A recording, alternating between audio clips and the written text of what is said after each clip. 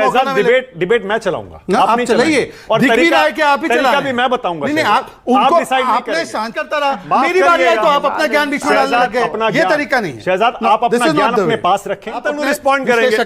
Shahzad, no, this is not done. बिल्कुल, मैंने आपको मौका देने का कहा, लेकिन आप जवाब नहीं देना चाहते, ये आपकी मर्जी। पर ये बायस है, आपका ही नहीं, बहुत सारे लोगों का है। आप अपने बायसेस के साथ जिए। आपकी बात पूरी हो गई जी सर, आप अपना शो भी तैयार हैं? दोनों पार्लियामेंट में होंगे अब। अगर देखिए, ये मान के चले हम कि प्रियंका वायनाड की सीट जीत लेंगी, लगता है ऐसा ही है फिलहाल, तो दोनों लोकसभा में होंगे और इस बार सरकार पर चढ़ाई लोकसभा में और राज्यसभा में भी जबरदस्त होने वाली है। शहजाद, आप तैयार हैं? सबसे पहले तो ये उनकी पार्टी का अंदरूनी मामला है कि वो किस सीट को छोड़ना चाहते हैं और कहां किसी को लड़वाना चाहते हैं, ये उनका आंतरिक मामला है। पर एक देश के नागरिक होने के नाते मेरे 3 या 4 सवाल मन में उत्पन्न होते हैं। मानक जी, पहले वो रखने दीजिए। पहली बात, जब आपको याद होगा 2014 में जब प्रधानमंत्री जी ने 2 सीटों से चुनाव लड़ा था, वाराणसी और वडोदरा, तो वाराणसी का डिक्लेरेशन 15 मार्च 2014 को हुआ था, वडोदरा का डिक्लेरेशन 19 मार्च 2014 को हुआ था और वडोदरा का चुनाव 30 अप्रैल 2014 को था। वडोदरा की जनता को पूर्ण तरीके से पता था कि प्रधानमंत्री वाराणसी से भी लड़ रहे हैं और उनको बताया गया था, किसी को धोखे में नहीं रखा गया था। डेट्स इसलिए कोट कर रहा हूं क्योंकि पवन जी ने आज जो बात रखी है, खेड़ा जी ने, उन्होंने झूठ बात रखी है। आज आप ईमानदारी से यहाँ पे सारे विश्लेषक बता दें, वायनाड की जनता को 26 तारीख तक जब उनका चुनाव, उनको पता था कि ये 2 जगह से लड़ने वाले हैं।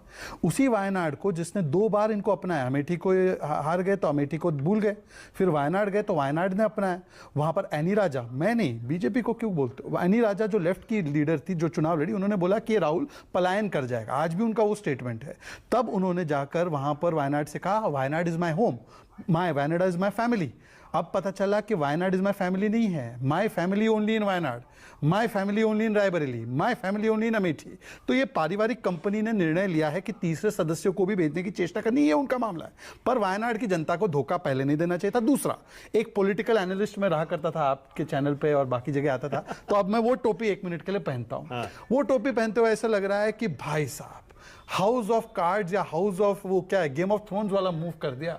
भाई ने बहन को बता दिया कि राजनीतिक विरासत परिवार की रहेगी तो पुत्र के पास ही, पुत्री जाए केरल में। लेफ्ट को बताया तक नहीं कि हम वहां से फिर से चुनाव लड़ रहे, प्रियंका इस बार लड़ेगी। लेफ्ट को नाराज कर दिया तो लेफ्ट की नाराजगी झेले बहन। और तीसरी बात यह है कि भाई अब मैं लगूंगा चैंपियन या प्लेसमेंट करूंगा अपनी प्रधानमंत्री के सामने, बहना को भेज दिया। हालांकि बहन के आर्टिकुलेशन बहुत लोग कहते हैं कि उनसे हिंदी में बेहतर है, पर अब उनको केरल भेज दिया जहां पर हिंदी आर्टिकुलेशन और हिंदी ओरेटरी की कोई जरूरत नहीं। पर बहन को तो कोई दिक्कत नहीं है। नहीं, बहन को दिक्कत है नहीं, उसका भी मैं उदाहरण देता हूं। आज रॉबर्ट वाड्रा का स्टेटमेंट आया।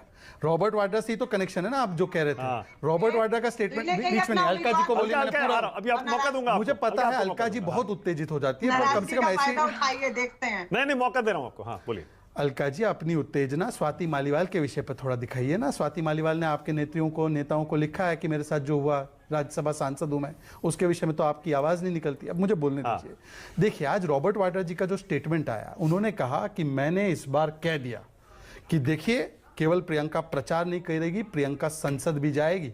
ये स्टेटमेंट है, मैं झूठ बोल रहा हूं तो आप मुझे यहीं पर आप तो जा रही हैं वो तो ना सुनिए भाई, रॉबर्ट वाड्रा भी डिक्टेट कर रहे हैं अब इशू। एक सेकंड, मानक जी सुनिए, आप या तो नादान बनने की कोशिश कर रहे हो, या तो आपको लग रहा है आपके दर्शकों को समझ नहीं आ रहा मैं क्या बोलने की कोशिश कर रहा हूं।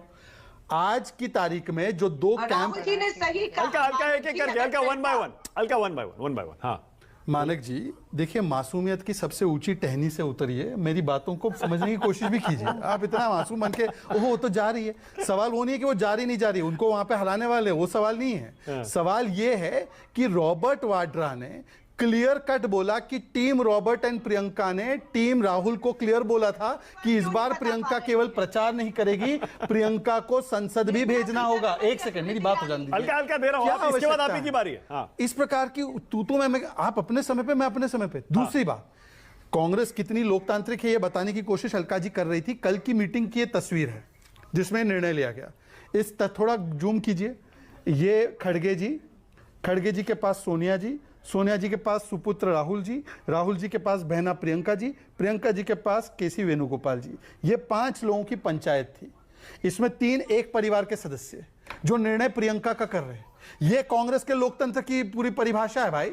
मतलब कि ये कांग्रेस का फ्यूडल माइंडसेट है कि मेरी फैमिली ही सब ओके, कुछ अलका है। जवाब दे रही है। और आखिरी बात है, आखिरी बात, हाँ बोलिए बोलिए। आखिरी बात, ओके 20 सेकंड और 20 सेकंड और शहजाद 20 सेकंड और अलका आ रहा हूं उसके बाद आखिरी बात भाई, अलका 20 सेकंड और रुक आखिरी जाइए उसके बाद आप आखिरी बोलिएगा। हाँ बोलिए।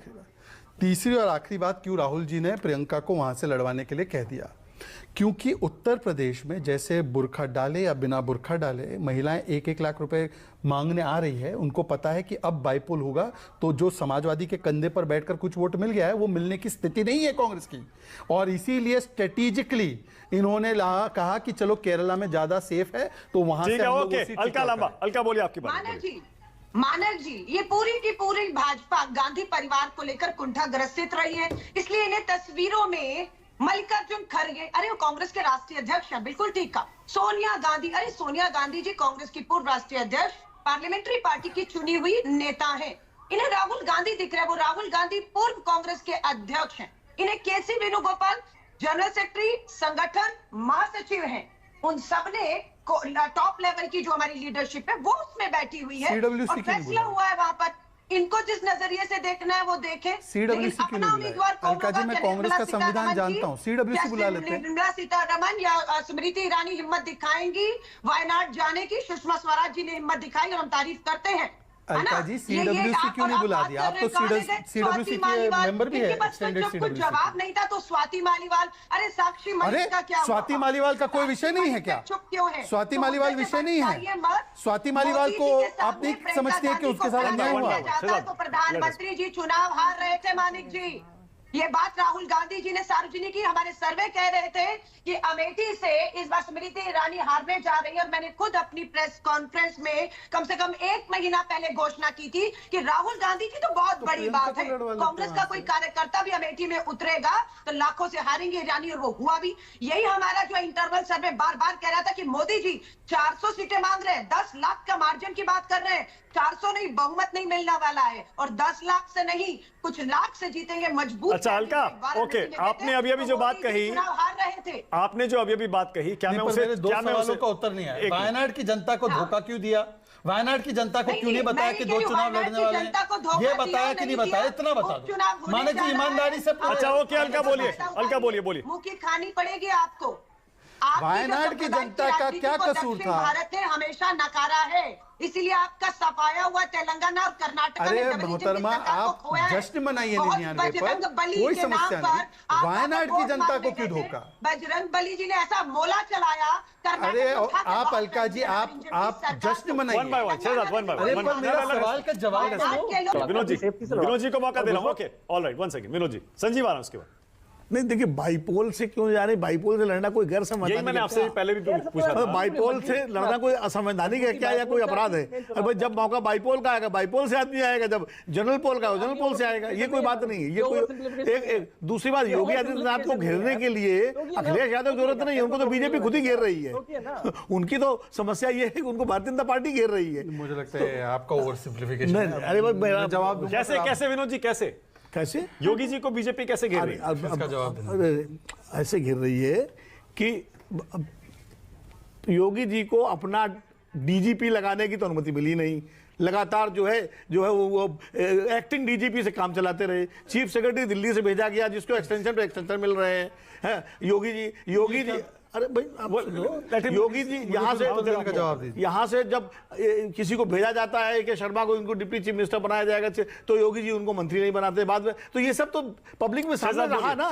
तो ये सारी चीजें अभी जो ब्लेम गेम चल रहा है उत्तर प्रदेश में कि जिम्मेदार कौन है, कि अध्यक्ष जिम्मेदार है, मुख्यमंत्री जिम्मेदार है, तो सारा जो है मीटिंगें चल रही हैं जो पार्टी के अंदर इंटरनल होता है। तो ऐसा तो नहीं हम लोग को मालूम नहीं होता। ठीक है ऑन द रिकॉर्ड कुछ नहीं आता। शहजाद तो बोलेंगे अच्छा है, पार्टी का पक्ष रखेंगे। मैं बोलूं क्या? बिल्कुल बोलिए। एक बात मैं कह दूं फिर बोल लेना आराम से। मैं एक जो कह दूं कि देखिए प्रियंका गांधी कहां से लड़े, राहुल गांधी कहां से लड़े, अखिलेश यादव छोड़े न छोड़े, ये उनका अपना रणनीतिक फैसला होता है। हमारा काम विश्लेषण करना है। अखिलेश यादव अभी कन्नौज से चुनाव लड़े, अखिलेश यादव ने भी आखिरी समय पर्चा भरा है कन्नौज का। तय नहीं था कि अखिलेश यादव कन्नौज लड़ेंगे कि नहीं लड़ेंगे। बिल्कुल आखिरी वक्त पर, जिस दिन आखिरी दिन था पर्चा भरने का, उस दिन अखिलेश यादव ने पर्चा भरा है। और राहुल गांधी ने भी बिल्कुल आखिरी पर्चा भरा है। अब अखिलेश यादव ने राहुल गांधी पे दबाव डाला या राहुल गांधी ने अखिलेश यादव पे दबाव डाला, ये तो दोनों जाने। इस पर हम ना मैं वहाँ था, ना शांतनु जी वहाँ थे, ना कोई आपस में उनकी क्या बात हुई। लेकिन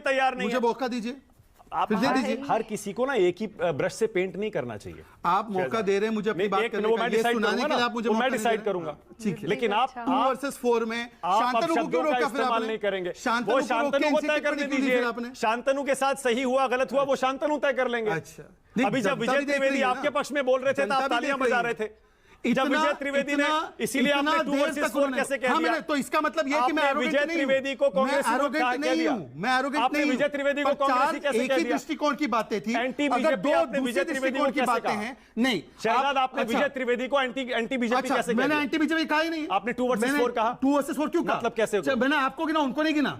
आपको गिना है, ओहो। आप अपने आप को छोड़ रहे हैं ना। तो भाई साहब 7 हुए ना फिर तो। अब सुन लीजिए, फिर तो 7 हुए ना। अब छोड़ 2 वर्सेस 4 नहीं हुआ ना मैं फिर। तो आपको गिना, आप समझ फिर तो 3 वर्सेस 4 हुआ।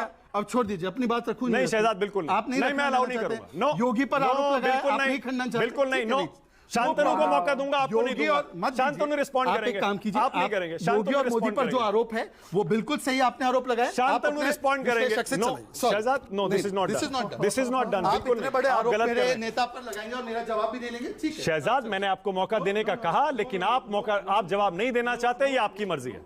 This is not good. I am saying this is not right. ये कोई तरीका नहीं है। शांतनु बोलिए। शांतनु, आपकी बारी है, बोलिए। देखिए, मैं बस एक बात कहूंगा, जब मैंने अपना विश्लेषण दिया, मैं मौका दे रहा हूं। मैं बोलूं? मानक, मेरी आवाज पहुंच रही है? शांतनु बोलिए। बिल्कुल प्ले कर रहे हैं मानक। और दूसरा बात, मैंने कहा भाई अखिलेश ने दबाव बनाया रायबरेली में, हर आदमी को पता है। नहीं तो तब विनोद जी कह रहे नहीं ये हमें क्या पता, लेकिन इनको ये पता है योगी मोदी आपस में क्या बात करें। तब ये ड्राइंग रूम में बैठे थे मोदी के, तब ये योगी के। तो देखिए, ये विश्लेषण का तरीका है। बाद में अगर आपको सब कुछ पता है तो फिर विश्लेषण क्या है? फिर तो आप भविष्य वक्ता है। आप तो मतलब फिर आपको पता ही है सब, फिर विश्लेषण की जरूरत ही क्या है? अब कभी आप ओवर सिंप्लीफिकेशन कर देते हैं, कोई दूसरा बिल्कुल ये कहता है उनको मेरे पूरे तथ्य में क्या बोला, नहीं 1 साल का फर्क नहीं है, 2 साल का फर्क है। ये उनका सबसे बड़ा आर्गुमेंट था। तो इसमें सबको दर्शकों को पता लग रहा है। Shantanu, 1 second, okay 1 second. Shahzad, your turn. मौका मिलेगा बोलने का। अब आप बोलिए। Thank you. और बैठ जाइए आराम से। मैं पानी आराम पीजिए, से- आराम से पहले देखिए, बैठ। मुझे अरे आपके- भाई बैठ तो जाओ यार, बैठ के आराम से मैं बोलो। अपना तय कर सकता हूं। यहाँ कोई दुश्मन थोड़े हैं। आपसे अब फिर से आप बीच में आराम से बैठ के बात आप कर तय लीजिए। कर लो, मुझे बोलने देंगे नहीं बोलने अरे देंगे। बोलिए, खड़े होके बोलिए। मानक जी, पहले तो मुझे आपके पेट्रोनाइजिंग, और पूरा बोलने दीजिए, पेट्रोनाइजिंग एटीट्यूड की आवश्यकता नहीं है। मैं भारतीय जनता पार्टी का वन ऑफ द मोस्ट विनम्र राष्ट्रीय प्रवक्ता हूं, जो सबकी बातों को स्वीटली सुनता भी है, अप्रिशिएट भी करता है जो अच्छी बात करते हैं, और कभी किसी से अरे तुरे नहीं करता। विनोद जी के विषय में शांतनु ने कुछ नहीं बोला था, विनोद जी ने फिर भी उस पर टीका टिप्पणी की, आपने विनोद जी की टिप्पणी आने दी। पर जब विनोद जी गंभीर आरोप लगा रहे कि डीजीपी को बदलने में उनको दिया नहीं जा रहा है, डीजीपी अपना अपॉइंट नहीं करने दिया जा रहा है, आपने एक बार भी हल्के से नहीं पूछा विनोद जी प्रूफ कहां है इन चीजों का? क्योंकि आपका जो एकदम ये है कि भाई मोदी योगी के बारे में जो भी बोलना है बोल दो, और गांधी परिवार के विषय में कोई विश्लेषण भी करे कि भाई परफॉर्मेंस नहीं परिवार के आधार पर, तो आपके आधे विश्लेषक तो बोलते हैं कि परिवार के ऊपर कितना बोलोगे, गांधी परिवार को कितना टारगेट करोगे, तब आपने उसको नहीं रोका। पर मोदी योगी के, अब मैं 2 सवाल आपसे चाहता हूं।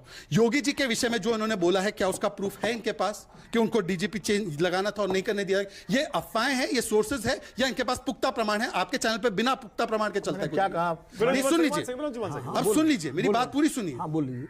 दूसरी बात मैं पूछना चाहता हूं, ये योगी और मोदी के बीच में डिफरेंसेस है, यही पैनलिस्ट, यही जमात, चेहरे देख लो सबके, 2022 के चुनाव से पहले भी आपने ये नैरेटिव फैलाया था नहीं फैलाया था?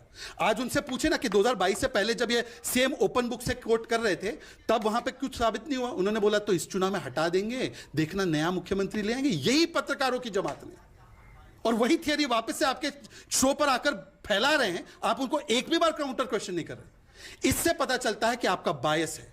आप वरना पूछते हैं उनसे कि हमारी सरकार बनी, हमारे 71 मंत्री बने, आंध्र में सरकार बनी, ओडिशा में सरकार बनी, ये एलओपी नहीं बना पा रहे। एक सवाल नहीं पूछा यूपी में हमारे लिए क्या खराब हो गया? हमारी 33 सीट्स है, हम नंबर 2 पार्टी है, पर जिसकी 10 साल में 9 सीटें आई हैं, उससे बोल रहे कि आपने तो फतेह कर ली दुनिया। ये बायस है, और ये bias I am calling it out. Thank you very much, आपने मुझे मौका दिया, पर ये बायस है, आपका ही नहीं, बहुत सारे लोगों का है। आप अपने बायसेस के साथ जिए। आपकी बात पूरी हो गई? जी सर, आप अपना शो भी चलाइए बायसेस।